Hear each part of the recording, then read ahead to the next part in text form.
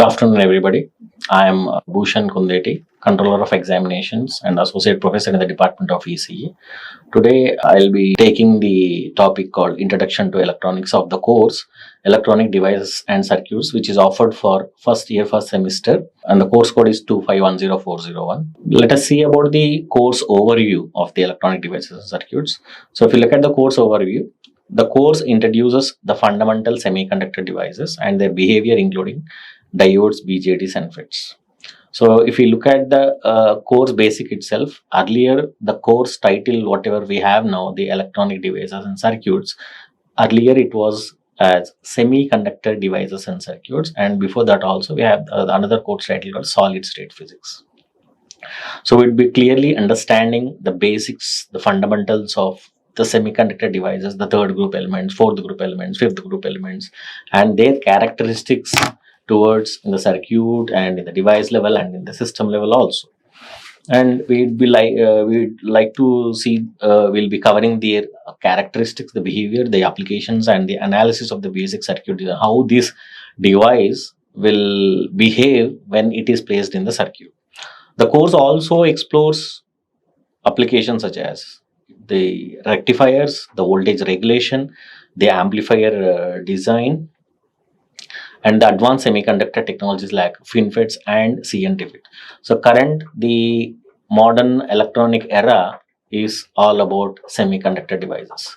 So now all the chips whatever that are being used in the electronic gadgets, they are of FinFETs and CNT-FETs, and especially the nanowire technology is introduced. So, and also will be emphasis on if is placed on developing a strong foundation of the analog circuitry design and understanding of the modern technologies in the electronic. This is what about the course overview there. So before getting into the course, the student should have a strong knowledge on the basic electrical engineering as well as the basic semiconductor physics or the device physics. So coming to the course objectives, the students will try to learn the characteristics of the semiconductor diodes, their models, and their applications part. So these models itself will be going deep into the structure, how they are operated, when they are operated, the characteristics of the basic transistor, which is BJT, called as bipolar junction transistor in various configurations, and even with the help of the determination of the H parameter. H indicates the hybrid parameter models. Then we'll be seeing then it will see about why biasing is needed in transistor and the load line analysis. What do you mean by operating point, and what are the various biasing techniques that are used in order to make that operating point work as a transistor as an amplifier. And we'll also emphasize on the stabilization part, the prevention of the thermal runaway. The design and analysis of transistor based small signal amplifier signals using H parameters for all the three transistor configurations such as common emitter, common base, common collector configuration, with all the exact models as well as the approximate models also we are going to see. Lastly, the objectives are the principles and the operations and the characteristics of the special purpose diodes. The special purpose diodes such as like tunnel diode, then we have varactor diode, we have silicon control rectifier, we have pin diode, we have avalanche diode. There are different varieties of the diode that we are going to see. Then the FET devices and the advanced transistors such as FinFETs and carbon nanotube FETs, field effector transistors. Then at the end of the course, after the successful completion of the course, the student shall be able to analyze the electrical characteristics, nothing but the VI characteristics of each and every device, and the models of the semiconductor diodes, and how do we apply them in various applications such as rectifiers and clipping circuits, clamping circuits, etc. Then they need to evaluate the operation and the configuration of the transistors such as bipolar junction transistor, and similarly we also need the students also shall be able to understand the input and the output characteristics of the transistor part. Then they are to be in a position to design the appropriate biasing networks for BJT and their operating point for amplifiers application. So here we'll be seeing about the various biasing techniques such as self bias, voltage divider bias, emitter bias, collector to emitter bias. That's all we are going to see here. Then the transistor amplifier circuits using H parameter models and assess performance for various configurations. This also they need to clearly have a knowledge on it. Then and lastly, they need to able to analyze the structure, the working part, the characteristics of the JFET, MOSFET, and the advanced devices, and comparing between the various different technologies. Okay, so clearly before understanding the course, they should have the course overview. They should have the good knowledge on the prerequisite, what are the course objectives, and what are the course outcomes of this. So basically, any course is comprised of 5 units. Unit 1, where the outcome is CO1, CO2, CO3, CO4, CO5. So these are the 5 outcomes of the course electronic devices and circuit. Now let us see the course modules. So the first module, nothing but the unit 1, we are going to see about the diode characteristics and applications part. So in this diode applications, we'll be seeing what do you mean by a diode, how it is formed, what are the different semiconductor materials that are used in order to use the construction part and the application part of the diodes. The basic applications of diode is basic as a switch, then how it is used for rectification purpose, how it is used for filtering purpose, how it is used for clipping purpose, clamping purpose, and the other diodes in our diode, etc. So that's about the unit 1. Clearly we'll be seeing about the diode characteristics and applications part. In the module 2, we'll be having the complete overview of how a 3-terminal device called BJT can be operated, can be constructed, and how it is in 3 different modes, how they are operated, like common emitter, common base, and common collector. So here we'll be seeing about the 3-terminal device, which is called as bipolar junction transistor. And coming to the module 3, unit 3, here we'll be seeing about the BJT biasing techniques, such as just now as I said, we have different biasing techniques called as fixed bias, then we have self bias, then we have voltage divider bias, then we have voltage to emitter bias. So these are the different biasing techniques we'll see. The purpose of using these biasing techniques is the operating point should be operated exactly in the middle of the active region, so that transistor acts as amplifier. This is the motive behind the BJT transistor. Then unit 4, the module 4, completely look into the amplifier part, the application part, the application of the transistor. So basically getting into how a transistor is used as an amplifier. First of all, we should use a 2-port network. How this model is done as a 2-port network. So under this 2-port network, we'll be seeing about the various representations such as Z parameters, Y parameters, ABCD parameters, and H parameters. So we'll be designing the H parameters model, approximate model, exact model. That all we'll be seeing about common emitter amplifier, common collector amplifier. How do we find voltage gain, current gain, power gain, input resistance, output resistance? These all will be designing the transistor as an amplifier. That is all about the module 4. The module 5 will be seeing about the special purpose devices, such as just now as we discussed, we have varactor diode, we have tunnel diode, we have pin diode, we have short diode, we have silicon controlled rectifier, we have photodiode. There are different varieties of special purpose diode which are meant for some specific applications purpose. That we are going to see here.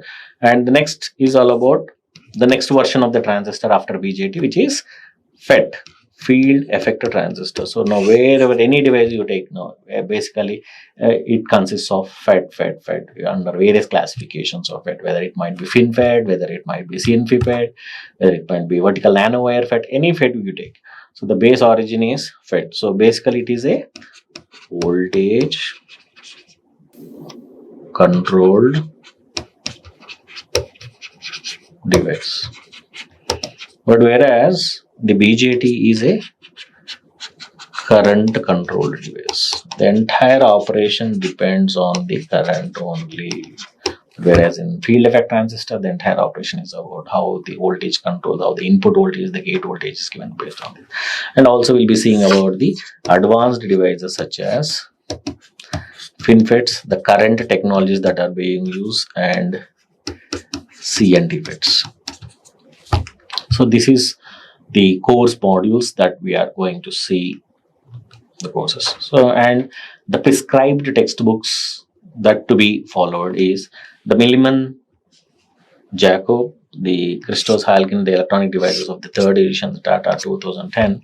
This is a very good book, and when you look at the pictures part and everything, the good another good textbook is the Boylston textbook, which is the 11th edition 2013.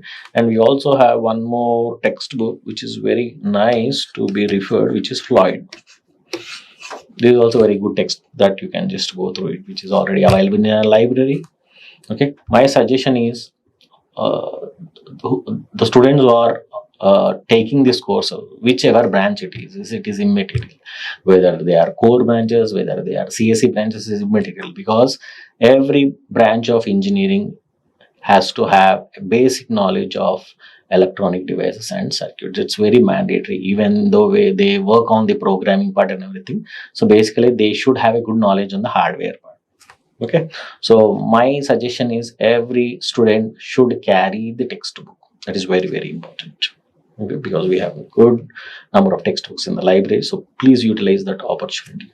So coming to the references textbook, we have the Bell David Electronic Devices and Circuit with Oxford First University, and we have the Electronic Circuit Analysis and Design by Tata Mechanical, and we also have Salivahan. And these are few of the references, but we have plenty more, as we all know that. And engineering is that kind of an area where we cannot find everything in a single textbook or something. So there are different varieties of textbooks and references book. So it's important that at least you refer and go through at least one or two textbooks for a particular course is very, very important. Now let us get into the module 1, the topics part. Okay. See, it is the diode characteristics and applications. So if we look at the contents part, so we'll be seeing about what do you mean by a PN junction diode? What is basically a diode? A diode is a two-terminal device, okay, where a P-type semiconductor and N-type material is joined together. It forms a PN junction diode. We'll be seeing about and the behavior, the IV characteristics of it. Then, with respect to that, we'll be finding what is the diode resistance, what is the diode capacitance, and what are the different capacitances that are there. Like that, we just will have a when they are operated in forward bias and reverse bias, they'll be classified as diffusion capacitance and transition capacitance. We'll be seeing that also. Then we'll be seeing about the different diode models, which is that is what is the ideal diode model, simplified, piecewise, linear diode models, and everything. So this is about the basic device, which is a diode, where the basic application, the primary application of the diode is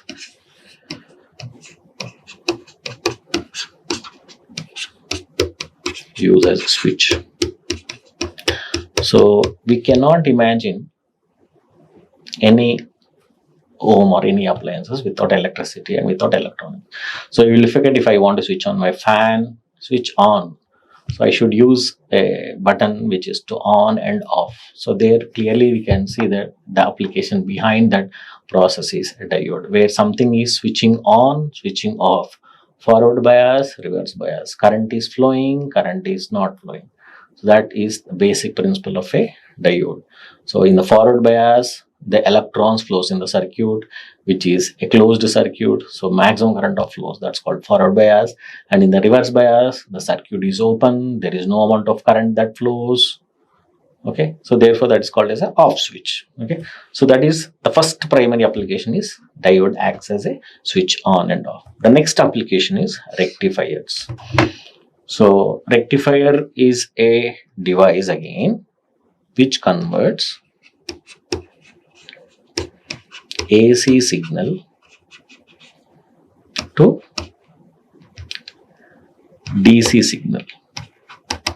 If this happens, this we call it as ideal rectifier. Actually, the job of a good rectifier and ideal rectifier is it has to convert AC to DC. But as we all know that the ideally we can't get to, so it converts into pulsating DC. Pulsating DC means it has some unwanted AC components inside it. So that's we need to do. That is called as a ripple factor. So we should remove. For that purpose, after converting the AC signal into pulsating DC, we'll be using filters in order to remove those unwanted AC components. Then after filtering also, there will be some amount of some portion of the unwanted signals. In order to remove that portion also, in order to get a pure DC, we'll be doing the process called regulation. Okay, we'll be using the regulators part so that we'll be getting a pure DC. So this is the second application of the. So the first application of the diode is a switch. The second application is rectifier. So rectifiers basically are classified into two types. So one is half wave. Half wave means it uses only one diode or single diode. And the next is full wave. Full wave. Full wave is again classified into two types. One is using two diodes, which is called a center tap transformer. Full wave using four diodes, which is called as a bridge rectifier. So these are the classification of rectifiers: full bridge, half wave, and full wave rectifiers. Then after the rectification purpose, as I said, the output of a rectifier contains pulses, unwanted AC components. In order to remove those unwanted components, we require some filters. So the job of a filter, which is nothing but an electronic filter, is to allow some certain frequencies and remove some certain frequencies. That is the job. So there are varieties of filters which are based on frequency responses. So based on the frequency responses, we have filters like L filter, inductor filter, C filter, capacitor filter. Then we have LC filter, which is also called as choke filter. We have CLC filter. We have pi filters. So there are varieties of electronic filters which are available based on the frequency response. The job of these filters is to remove the unwanted frequencies which are used at the output of the rectifiers. Output of the rectifiers in order to remove those unwanted pulses. This is the second application. Coming to the third application part. So diode are even used in a application called clippers. So the job of the clipper, the title itself says clip. Clip means some portion of my signal is removed, whether it may be positive signal, whether it may be negative signal. So clipping part. So it has to remove some portion of the signal, either it is positive half or negative half. That is the job of the clippers. That is the third application. Coming to the fourth application part, clamper. Clamper is nothing but the DC restorer. It is nothing but the shifting of the signal either to positive mode or to the negative mode. That is the job of the clipper. So here in under these clippers and clampers, so we'll be having positive clippers, positive clampers, negative clippers and negative clampers also. So this is the four applications of a basic PN junction diode. Next, the last topic that we are going to see about is nothing but the next version of the diode is called as xenon diode. The main purpose of the xenon diode is to operate in reverse bias. So the purpose of xenon diode is to be operated in reverse bias, because if you see in the forward bias characteristics of PN junction diode and the xenon diode, there is not much difference. But you find a lot of difference coming to the regulation part and everything in xenon diode. So the basic primary objective of xenon diode is to use as voltage regulator. So that is the basic purpose of using xenon diode as voltage regulation. So these are the topics which are going to see in our unit number 1 or module 1. So at the end of the unit, you need to clearly understand the basic physics. What are the different semiconductor materials? So it is very important for each and every student that the periodic table that you have seen right from your school days onwards, we can't imagine our day-to-day life without this periodic table. If we look at the first element in the periodic table, which is hydrogen, second helium, third lithium. So that's whatever the complete the 108 elements or 118 elements, the new elements which are even added in the periodic table. So these are all we'll be using in our day-to-day life.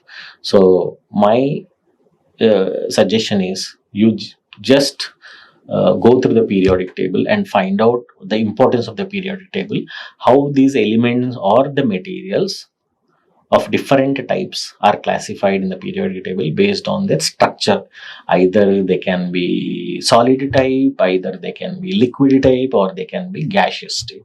So these are the three different states that are available in the periodic table. So then we'll be seeing about the device operation part, how it behaves, how to device on, and also the analyze the diode applications, rectifiers and clippers and the clampers also. Now let us look into the basics of electronics, or what do you mean by electronics? What do you understand by electronics? Definition of electronics. What are the features of electronics? What are the applications of the electronics that we are going to see now? Okay. So let us. The word itself says electronics means study of electrons in a particular object or in a moment is called as electronics. So electronics is a branch of science and engineering that deals with study, design, and also the development and applications of the devices and the circuit that control the flow of the electrons in either vacuum state or gaseous state or semiconductor materials in order to process, transmit, store, and control the information and energy. Nowadays, the word electronics is a hub word. So we can't imagine our day-to-day life without electronics. So the day starts with using our mobile phone, which is an electronic gadget, then the TV, all the appliances, whatever the appliances that we have at our home, complete all comes under smart appliances or electronic appliances. So understanding electronics is very, very important. Knowing the history of electronics is very, very important. Knowing the features of electronics is very, very important, and also the applications part is very, very important. So the study of the motion of the electrons in a particular object is called as electronics. Unlike electrical energy, while it basically job of in electrical is simply the processes generate, the transmit and distribute the electrical power. That's what happens in electrical engineering. But whereas electronics focuses on signal processing. Just understand what a simple call, telephone call that I do from my phone and the receiver that he receives. Completely understand how a call is being done and he received. Just understand the phenomena behind the signal processing, how it is being done, how it is being communicated, how it is being controlled, and what is the time taken for the computations part, and the automation that happens for all the electronic devices. This is happening only because of electronic devices, electronics, such as diodes, transistors, and the group of the devices that are kept in a single chip type is called as integrated chip and the microprocessor. So this word cannot be detached from our day-to-day life. That's electronics. So if we look into the key features of the electronics, so it can control the movement of the electronics in order to perform some particular functions. As I said just now, so if a diode is an electronic device, the purpose is just to on and off, to switch on and switch off for some particular thing. Okay, so it operates using even at low voltages and low current. That's the beauty of the electronics part. It enables the signal amplification, switching just now I said that on to off to on to on, off to off, 0001, 1011 also, and under the processing also forms the foundation of the communication. But just imagine if electronics was not there, just imagine just like satellite communication itself, how the transmission takes place, how the reception, how we'll receive the signals, how we'll transmit the signals. If that thing is not there, it would not be happen at all. The communication, the automation, and embedded systems, which is a very good domain presently. A lot of projects can be done in communication, and even embedding systems also plays a crucial role in the modern technologies, such as even IoT, the Internet of Things, the artificial intelligence, robotics, and wireless communication. These are the different varieties of the fields where the electronics plays a very vital role. So next, coming back to the applications part, as I said, electronics are used everywhere. Everywhere, the consumer electronics, TVs, phones, laptops, systems, everything. The communication systems part, the medical part. For example, if I am suffering from some heart related issues, then I need to go to hospital in order to take and get for a ECG. So electronic cardiogram. So that device, the electronic device, will gives the complete functionality of how my heart is functioning. That's what quantum. So we can't separate this electronics in even medical industry also. Industrial automation, everything is being automated now, right? The automotive electronics, the aerospace, especially the defense, everything is automated. Robotics, renewable energy sources, smart homes, IoT. So these are the different varieties of application that we can find in electronics part.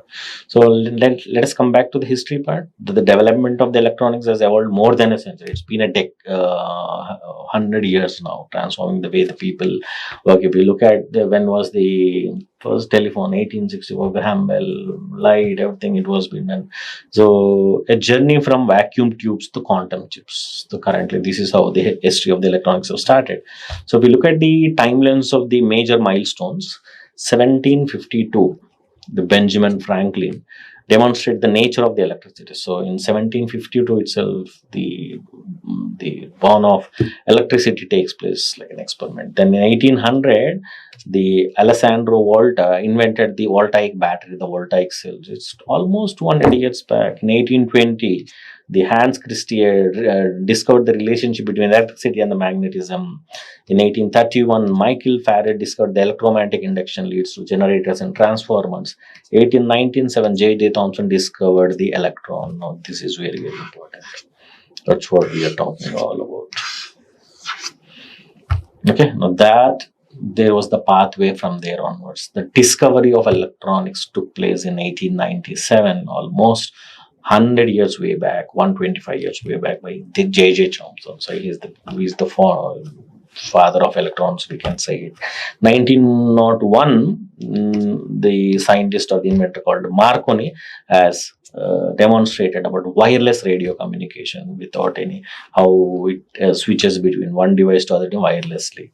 In 1904, the John Ambrose Fleming invented the vacuum tube in 1904. 1906, Lee D. Forrest has done over the triode vacuum tube. So now this is again one more the era where it started. That's invention of transistor. 1947. So if you look at that year 1947, so India got independence in 1947. So there the actual era started about the real thing about it. But if you look back in 1931 only, they long back they've started the works on the transistor, but in 1931, so the work started on MOSFET basically. But due to some still research is going on, but the started work on FET first, but laterly invention was done on basic transistor, which is called as BJT. In 1958, Jack Gibley invented the first integrated circuit, first IC chip. 1959, Robert Noyce developed the practical silicon IC. 1971, the Intel company, the corporation, introduced the first Intel 404 family. The first microprocessor was invented in 1971 by Intel company. In 1980s, and in various companies have popularized computers that we can see. 1990s, the global industry expansion in the internet, the revolution of the internet happened especially in 1990s only. Okay. Then 2012 till praise, we can see what advances have come into the picture, like IoTs, AI, 5G, 6G, robotics, quantum computing especially. Now these are some of the timelines of the major milestones. So the first electronic control was basically the thionic emission. This is how the picture that you can see clearly here. That's how it is. The electronics truly began with the ability to amplify and switch signals. So the person, the Fleming, The Fleming 1904 was the first diode that was done by D. Forest in 1906. So triode were also helpful in signal amplification purpose and for long distance radio. And if you remember, in olden days, somewhere around 50 years, there are a lot of big size of devices where you used to listen all the songs, and amateur radios or the big radios form the backbone of the early radar and TV systems also. So as I said just now, the silicon revolution started in 1947. The invention of the transistor happened at Bell Laboratories in USA, United States of America, by the famous scientists John Bardeen, William Brattain, and Shockley. Changed everything thereafter. The three scientists was the major backbone of behind the invention of the transistor. Then it replaced fragile, whatever the earlier before transistor we were using about the vacuum tube. If you look at those days, the size of the computer was almost the size of the room. Then afterwards, slowly, because of the invention of the transistor, it was the sizes keep on reducing as per the Moore's law, it says. So with reliable solid states, the most important invention of the 20th century. Now, this is the first invention of the transistor in 1947. So there, so the germanium to silicon, there was a lot. So the first transistors was done on the experiments on the germanium part. The first transistors were made up of germanium, while easier to purify, but it was very sensitive to heat.